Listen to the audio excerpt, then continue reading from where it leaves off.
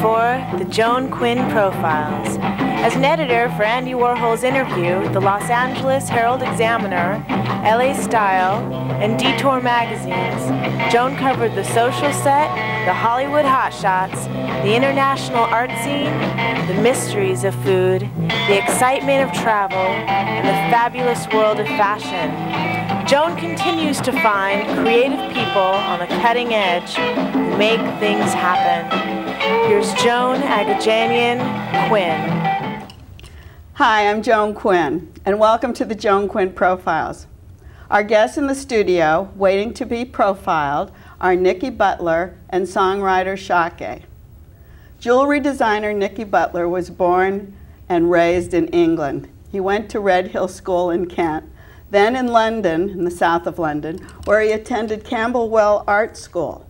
Nicky, I saw you make a funny little face when I said Red Hill. You're so right. Why? It's such a strange school. I mean, I never tell. I don't tell that many people. It was a free thinking school. You didn't have to go to lessons if you didn't want to. You could call the teachers by their Christian name. It was quite an extraordinary school. It was run by a teacher called Otto Shaw. Was it like experimental? It was actually, yes. It was based on Summerhill. I don't know if you're familiar with that school. Yeah. And it was wild. Yeah, I was there from 9 till about 12, 13, yeah. You weren't put there because you were put out of every other school. Yes, I was beyond parental control. Yes, Joan. Absolutely right. I'm laughing, but it's true. Yes. But you went to a great art school. I went to a wonderful art school, Camberwell, and I went there when I was really young. I went there when I was 14, actually, and I went there doing sculpting. Did you know you were going to be a designer, or were you going to be an artist? Not at all. Oh, no, not at all. I just always loved pottering around and making things and drawing and painting. And no, this was all by chance, actually, because really I started working and dealing with jewelry, old jewelry, antique jewelry, in Portobello Road.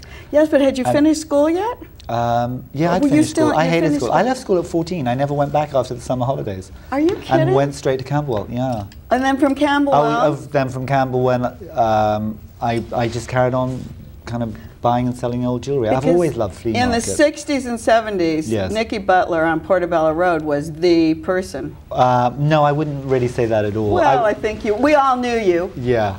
Okay, well that's great. We all knew you. And you were selling Bakelite. Always. Well, I love Bakelite, and also at the time, you see, Bakelite was so inexpensive. Which is that's why I always started, but I never dealt in gold or diamonds. It was always like aesthetically how the jewelry looked.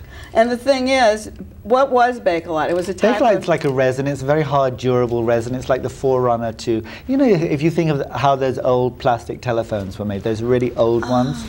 It's a mixture. It was a formula. There was an actual Mr. Bakelite who invented the formula. But the best quality was its durability. Did you sold this kind of jewelry? I love it. Yeah, I still like it. I mean, what's old is new. I mean, it goes in a huge circle, Joan, always. I think the great thing is, like you say, is this fake jewelry? Well, it's not fake jewelry. To me, no. It's real Bakelite. Of course, absolutely. And really stylish. And I love what I love, and I often quote you, I love the way you mix what they say, the real and the fake. You know, you'll have a huge, great big, you know, Van Cleef or whatever, rubies and diamonds, and then you'll have the resin stuff. I mean, but it all worked. And you know who used to do that also was Coco Chanel. Exactly. Always. Because I had a necklace of hers that was rubies, yes, and then fake rhinestones. Yes. Mixed together, sure, ruby beads. Yes. But you got the attention on Portobello Road of all the fashion editors. Yes, well actually by then I'd actually moved from Portobello Road to Antiquarius Market on the King's Road. Oh, is that when so it was on the King's Road, and what would happen is that the young editors, the girl editors, basically the juniors, would come in and borrow the jewelry and style. And one of the famous ones was at the time Grace Coddington, who is now the main chief director of fashion of American Vogue. And she just got an award. From, yes, she got a big New York award for her fashion. And well deserved. I mean, she's an extraordinary woman. But Grace would come and borrow the jewelry, accessorize her fashion pages, and of course, the magazines are always working 3 months in advance. By the time the publications came out, the jewelry was sold. But all these women would come in holding the papers and say, "Oh, I want this, I want that."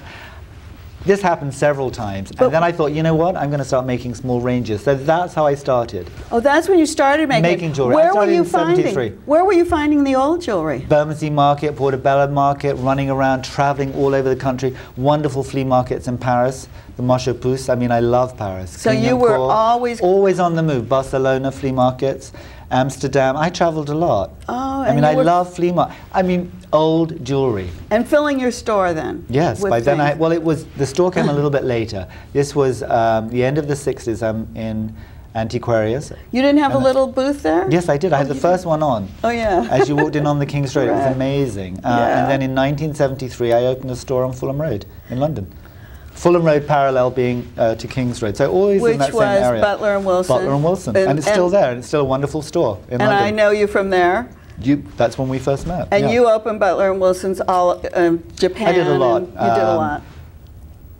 Chicago and of course Los Angeles. Of course. Had a wonderful store on Sunset. And but my favorite thing, yes. I have to tell you, what I'm doing now, and I feel it's the pinnacle. I'm working with the Home Shopping Network, and I'm selling my jewelry on the Home Shopping Network, and for me it's the best, most exciting thing I've ever done in a 35-year career. Because I think what you're doing is starting absolutely from scratch. Totally, yes. And I think you used to mix things, didn't you? Yes, and this is a whole new range. I'm working now in silver and semi-precious stones. Everything's handmade in Jaipur in India.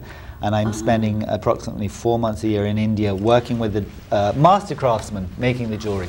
We have a tray of jewelry. I want to talk about it. But really before, kind of making a background for you. Yes, of course. After the fashion editors came to you, you did a big ad campaign using all these famous photographers. It was a billboard.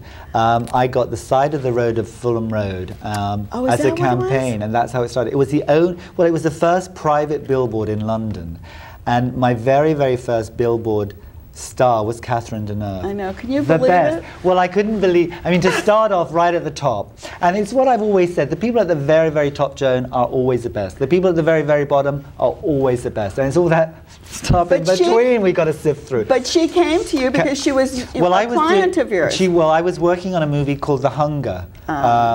With Tony Scott, working with the costume designer Milena Canoniera, an incredible, fabulous. She's fabulous. And so I was doing the jewelry for the movie Catherine Deneuve was doing with David Bowie. And I said to Milena, oh, I'd love to get Catherine as my first billboard. And she said, yeah, you and everybody else. She's never done a thing ever in France or whatever. But she said she loves your jewelry. But Catherine's very basic. I mean, ask her. She'll say yes or no. Anyway, she came in about 4 days later, and she loves Scottish jewelry, old, lovely Victorian Scottish jewelry. And she was buying some jewelry and looking at the Scottish. And I said, Catherine, I really want to ask you something. I would love you to be my first billboard. Would you do it for me? And she looked me straight in the face and she said, yes, of course, I'd love to do it. And who photographed her? David Bailey. Because you had the greatest photographers doing also, these too. Bailey and Catherine used to be married. So it was a fabulous setup. And Bailey said, we'll shoot it at home. He's got a studio at his home. And I have to tell you this story. She was shooting the movie, getting up really, really early. You know what it's like on a film set. And we'd organized to do the shoot at 8 o'clock at night at Bailey's house. And Catherine said, don't worry about hair and makeup, I'll do my own. Just bring the jewelry and a couple of things to wear. She said, I know. It was going to be 2 headshots. So I'm at the studio, I got there ready early, I prepared everything. She was, you know, I was a little nervous. It's my first one, and she's stunning. And was it your concept? The idea? Well, to do the billboard, absolutely. But Bailey is the photographer, and it's Catherine. But I really wanted to kind of recreate, you know, like those Black Gamma ads, what becomes that kind of thing, but updating it a bit. Yeah. So anyway, the phone rings. It's 20 to 8 in the evening, and they pass it. They said, "Oh, it's Nicky. It's for you." I pick up. Hi, it's Catherine. I'm sorry, I'm going to be a little bit late. I said, Catherine, whenever you get here, it's fine. She arrives at 8:20. I mean, that to me is a real star. That's how fabulous. Professional. I mean, she bothered, I mean, amazing. And we did wonderful pictures. In fact, it's in the book, and it's the first, it was like at the end of the session. The book, Rough Diamonds. Rough Diamonds was published in '88. Yeah. But you had Jerry Hall, Charlotte Rampling. Charlotte Rampling, Faye Dunaway. Lauren Hutton. Lauren Hutton, who I adore. I mean, they're all great. They're all fabulous, incredible women. Those were all billboards. Yeah, and all clients. I was going to say, and the friends, other thing you obviously. say, well, they're just wonderful women. And, you know, when you're being intimate, because jewelry is a very intimate thing. You know, it's so personal. It reflects your personal style.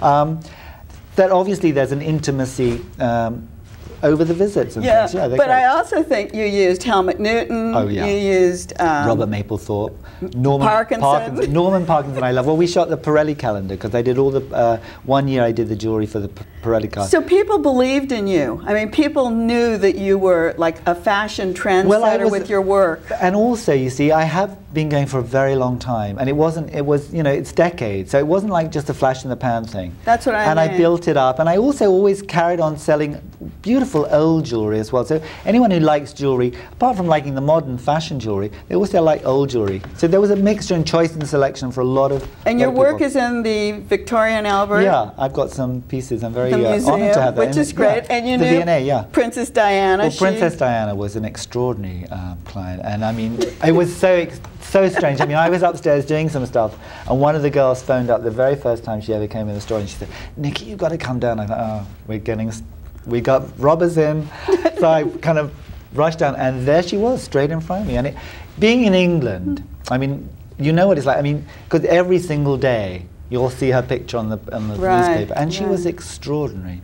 Well, so it was like the seal of approval, the royal approval, and Princess Diana, who basically had the pick of the crown jewels, chose my jewelry wear. It was a huge compliment, Joan. And it really kind of sealed. Anyone, I think, who had any reservations, should we be wearing fashion costume jewelry because it's not right, having Diana as a role model basically helped everybody kind of accept it. You worked with Saint Laurent, Armani, and Karl Lagerfeld, and did their shows. Yes. But I do want to get to your jewelry because I think the idea of being in India, you decorated elephants too. Well, I didn't decorate them, but I love to see them. They're just amazing. You didn't put jewels on them? They're gorgeous. I mean, so show us a little bit of what you were doing. This is one of my crosses. Oh, okay. Shall I hold it really still? Let's see. Hold it to her. This is all handmade with a whole mixture of capuchon, amethyst. Oh, there she's got it. Oh, that's a great shot, yeah. Rainbow moonstone, which is a phenomenal stone. And where do you get those stones? These stones come from Bihar, which is in central India. I mean, right now, in about 8 days, there's going to be the monsoon season, so sometimes the mines get flooded and it's difficult to get the stones. Every single piece, every bezel is all made by hand. When you do... I've got a website called Nicky Jewelry, if anyone wants to read about me. Can read about you and see what you're doing. www. You've spent time in India, yes, I know. I love India. But the thing is this for the home shopping? Can they make enough of these pieces? Well, how do you supply? Because it's all handmade. I get my orders. They give me 17 weeks production, and I'm now building up a workforce. And I've always said, home shopping has been incredibly reasonable. They realize that this is a special article. They want it for that reason. The quality is superb, the workmanship.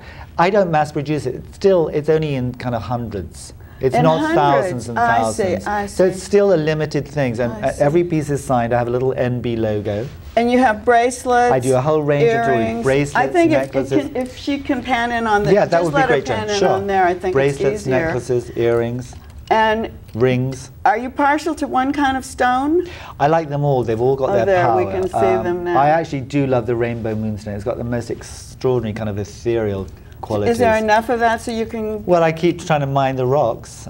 It's nature's, it's minerals. It's from the earth. Garnets.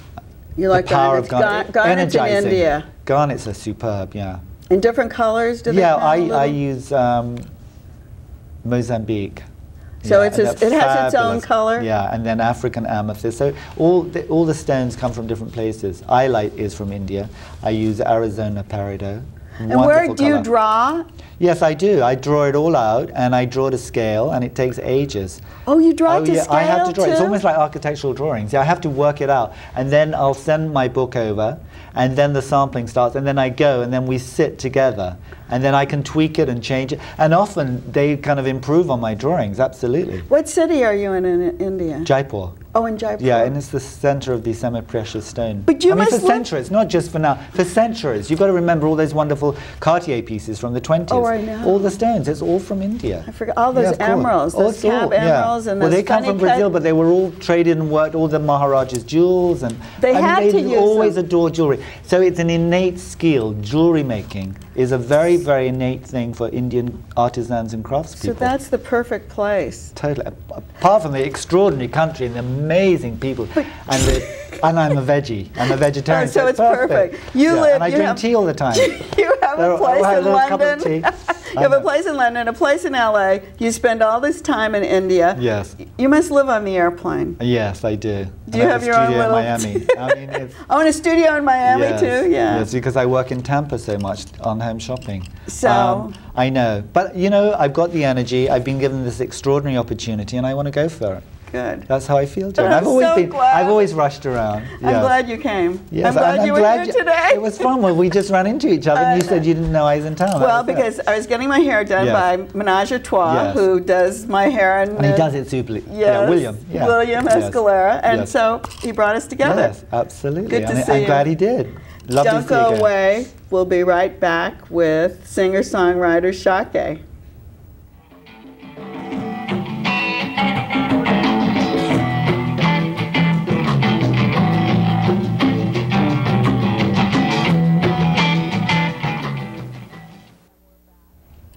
Hi, I'm Joan Quinn, and we're back with the Joan Quinn Profiles, and I have native Californian singer-songwriter Shakeh. She was born and raised in the Coachella Valley in Thermal, but she left that hot area to go to Scripps in Claremont, where she earned a Bachelor of Arts in Literature while minoring in music. Were you happy in the hottest part of our state?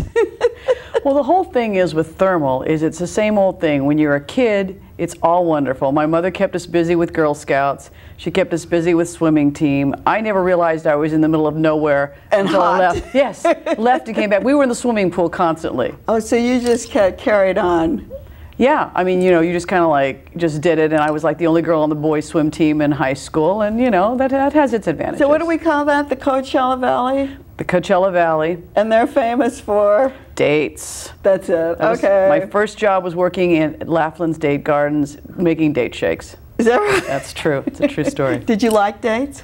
Well, you know, my usual lunch would be a pastrami sandwich, a date malt, some date pecan pie, and later on a date brownie. Oh, you did like them. That was back when I could eat that many calories. Or maybe you didn't even know you had to like it or didn't like it. Maybe it was just there. When you went to Scripps, did you think of being a singer? Or? Actually, I started off majoring in music, but the classical side of it was just, it wasn't me, and it was a little too tough, and I actually left for a year, and then when I came back, there was a fabulous professor there, so I said, okay, she said, come back. I said, okay, literature, philosophy, and you know. So did you play an instrument? Is that why you were? I played piano and guitar, and so yeah. So you took lessons in between your swimming lessons? Yeah, pretty much. Pretty much. Was your family musical? Was there? My mother was very musical. My grandmother played piano and stuff by ear, so it was on my mother's side. Oh, so you did have the ear. Well, once you finished Scripps and you had this minor in music, what happened to your career?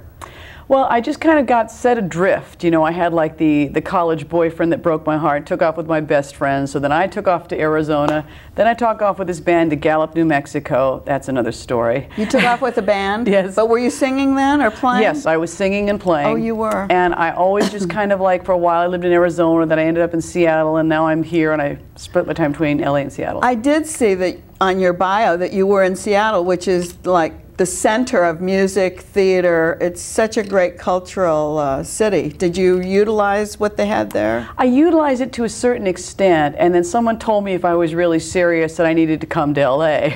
Is that right? Because haven't they discovered a lot of people in Seattle? Well, I left Seattle right at the time they started to discover everyone. It was timing. Timing is always crucial. But yeah, it was like everybody said. They said, well, you know, you left at the wrong time. I said, yeah. Well. Oh, the wrong time. Well, how does a singer start a career? I thought that might be interesting because you're like mid-career now, would you say? Yeah, pretty much. It's sort of a matter of touch and go and experimenting and finding out what works for you. Because a lot of people, depending on the style of music that they do, it's more or less desirable. A lot of times when people do their own songs, they think, oh, everybody wants to hear what I have to say, and then you find out that, oh, no, they want cover bands here, or they want this or that. So then the challenge is to find the right niche. So Did you start by writing? Yes. So your first love was writing, which probably was an offshoot of the literature in college and Yeah. That kind of thing. Even when I was really little, I was always writing songs in my head. Oh, you were? On the school bus. So how do you get club dates? I mean, you know, or how do you get a band together? Or do you have a band? I have a band from time to time, and it's the same old thing. It's like you've got to kind of go out and experiment. You find different people. You meet people through other people. And if you want, in a little bit, I'll tell you the story about my CD falling together, because that was really a typical thing. I was working with somebody for a couple of years, and then that fell through. And so I was starting from nowhere. So here I am. I want to make a record. I don't know who I'm going to make the record with. I sent it out to the internet. I got one response from a guy in New York who said, check out my friend Mark Palladino in Los Angeles. So I ended up producing, he ended up being my producer. Chet McCracken from the Doobies did my drums, and I had all these main musicians. And I'm going to hold this because this is the CD you're talking about, and you had written the music, or you wrote all the music except one piece, and that's how, I was going to ask you how you found your producer. That's how. That was it. It was the internet. It was totally like that. And I actually went over a couple of times, and he knew he wanted to work with me before I knew he wanted to work with him. And so I was, you know, wasn't quite sure, and then I made my decision. And Were you singing? Were you singing in clubs at the time? Yeah. I was doing a lot of club work and festivals and fairs and coffee house and borders. And how do you get those gigs? Do you have an agent? No, you find out who's in charge, and then you send them out your package, which means you have a CD, picture, bio, and press. But you didn't have a CD before this? I did. Oh, you had another CD? I did a few things before this. Okay. But my main thing has always been, it's the persistence pays. It's like you keep following up until they either give you the gig or they tell you to go away. And then you go for something else? Right. But you know, it's usually I've done pretty well with that. Has the idea of one name, how'd you decide that? I mean, it's like a share thing? Well, Shakeh Herbekian is just way too much for anyone to have to deal with. Oh, that's your name, Herbekian? Yeah, right. So, yeah, so I just always went by Shakeh and just left it at that. Do people see that similarity? I hate to say it. I don't know if you're full Armenian. She's part Armenian. Yeah, I'm full Armenian, and I get that, and I don't consider it a negative at all. I mean, if you know, Cher is just like one of the icons, so. You have that deep voice, which must be the Armenian part coming out, right? Yeah, that's it. So, does she know about you? I don't think so. Well, we'll have to make sure. I'll have to make sure we meet someday. If I could be her stand-in or something. But yeah, actually, I did try to get a song to her at one point in time, and had contacted her manager, and you know. That's what I would think. If you're a songwriter, is the big thing to get somebody to sing your song other than yourself? Yeah. Yeah, and I have done that with several people, and I've gotten on several levels with that, and I have some songs with a publisher now, Goodnight Kiss Music, and so I just kind of play both ends. Would you ever think of doing stage work or acting, singing on Broadway or anything like that? I actually have a little part in an independent film in August, and I have done some things like that from time to time, so yeah. Would you think about that? Oh yeah. If someone bought your song, a celebrity, a star, singer, would you be there telling them how you wanted it to interpret it, or do they just buy the song and that's it, or take the song and play it? What happens? It's usually different with each situation. Sometimes they really want to hear from the songwriter, and sometimes they really don't. You know, it's like, I know what I'm going to do with this, you know, we'll call you later on when it comes out. I thought one of the funny songs on here is Doing Nothing. Is it Doing Nothing? Doing Nothing, right. Just give me a few of the lyrics of that. I thought it was funny. Yeah. All I want to do today is nothing. Sleep past noon, dreaming lazy dreams. I don't feel very motivated. I'm a slob. I'm a mess. I'm so happy. I don't feel like doing anything, you know. And on and on. Where did that inspiration come from? Well, I think that's a universal inspiration, quite frankly. To me, life is best when it's like a soft couch, a silly video, some greasy food, and me just sort of there. It doesn't sound like you. You just got too much energy to say to do nothing. Yeah, but that downtime's great, and everybody, you know, we're all so busy these days. Well, there was another one on here too to remind me of. Stack of Disasters. That was. Yeah, that's about always picking the wrong guy. That's the one. Yeah, that's like pretty sad. I sure know how to pick them. Losers, one and all. Liars, cheats, and hoodlums. They're the only ones who call. And you write the music? I write the music and the lyrics. So how would the music go on that? Sure know how to pick 'em, losers one and all. Lies, cheats, and hoodlums, they're the only ones who call. I got a stack of disasters. I've got a stack of disasters. Right. So that is inspired by Life. some of your life. Life, yes, man, life. I'm sure no one else can identify with that. But Tell me another one on here, because you have 10 or 12 on here. There's 10 songs on there, and there's another song on there called "Keep Talking About Me." Because my whole thing with people is I say, if you really want someone to like you, then you have to get them to talk about their favorite subject. And what's everybody's favorite subject? Themselves. Here we are. Yeah, just keep talking about me. That's my favorite subject. That's great. That's right.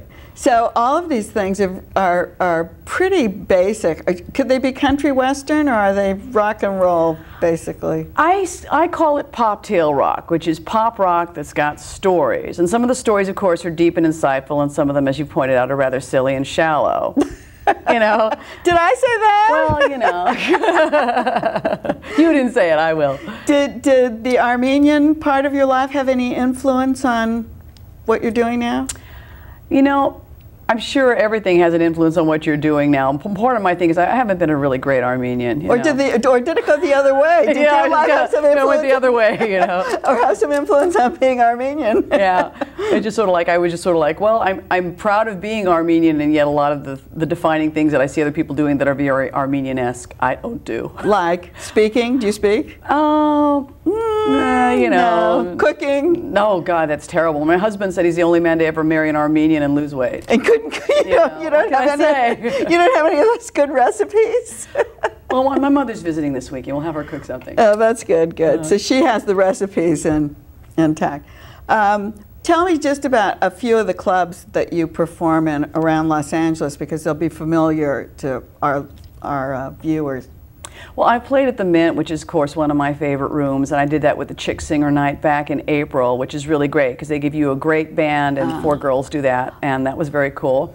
And then I'm going to be playing at the Red Rock July 16th at 9 p.m., and that's a really cool little upstairs living room intimate situation.